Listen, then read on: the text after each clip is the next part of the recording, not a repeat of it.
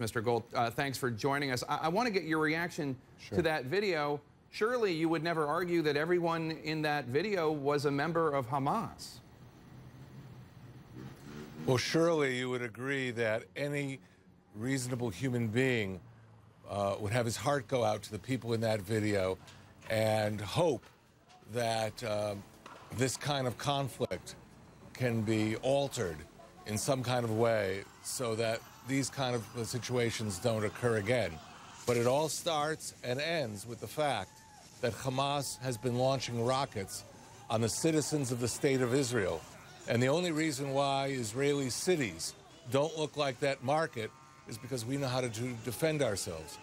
Well, it's a great thing that Israel knows how to defend itself, and certainly nobody wants, certainly I don't want, certainly others do, but I don't want any more Israeli casualties. But I think the question is whether or not what the Israeli Defense Force is doing in Gaza is commensurate with what Hamas is doing when they fire rockets. We just got word from the Palestinian Health Ministry that 9 Palestinians, part of a family that included 3 children, were killed following an Israeli airstrike on a house in central Gaza. 3 more children killed. That's more than 200 children that we know of. Now, I guess the question is, even if that strike took out a Hamas militant, Israel seems to be saying it is worth it to kill those 3 children for that one militant. Is that true? Is that a fair way to describe the calculation being made?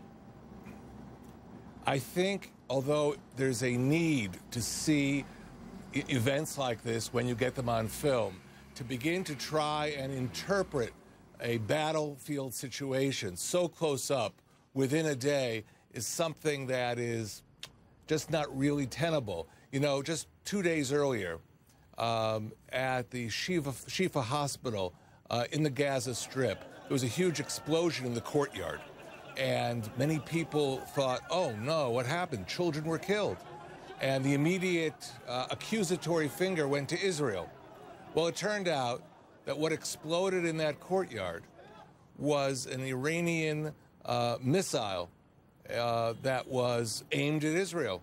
And simply the Hamas launch team mishandled it. Right, and I don't want to hold you responsible for Hamas misfires, absolutely, but certainly you would concede that of the more than 1,200 Palestinians who have been killed, most of whom, according to the UN, 70 to 80% of whom are civilians, most of them were killed by Israel, right? You would concede that point.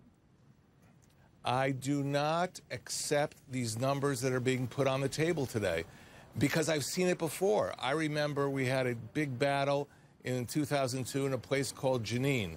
And I remember Saeb Erekat sitting in Jericho saying that there was a massacre there in which 500 Palestinians were killed.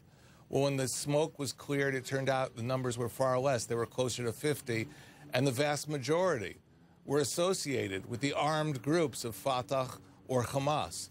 So I'm saying that because in the past I have seen how situations start out with all kinds of numbers. Now, I am not being cold, and my heart is with those people whose lives have been affected and threatened, or they've lost their lives as a result of these military operations on the Palestinian side. But I also understand how war situations work. Numbers are going around. You know that the Hamas in the past had a special legal department called Al-Tawthiq. Means documentation. They would gather material, get it to the Goldstone Commission or get it to courts in Europe in order to advance their aims. So that is why we've got to look very carefully at these numbers. We have to understand the tragedies that occur, and we shouldn't ignore them. You don't believe the United Nations when they buy the UN.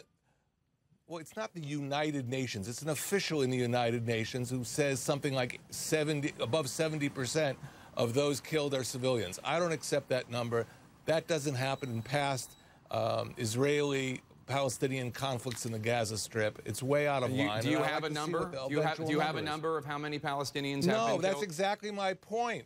That's exactly my point. Everybody wants to get the number yesterday. We're in 24-hour news cycles. You have to know what's happened. You have to tell your audience. But we don't know. But surely you would concede that it's hundreds and hundreds of people, and a majority of them are civilians, right? You would agree with that? I don't know that majority, I don't want to get into the numbers, but I do know a couple of things. I know that John Ging, who was the former head of UNRWA, was just on the CBC, and he attested to the fact that the Hamas is firing at Israeli territory from positions next to UN facilities. That's an untenable situation. That shouldn't happen. By the way, we used to have that in southern Lebanon with Hezbollah, who learned very smartly to fire their rockets from right next to UNIFIL facilities. Dori so you Gold. have to analyze the situation. Dori Gold, we appreciate your time. Thank you so much for coming on the show.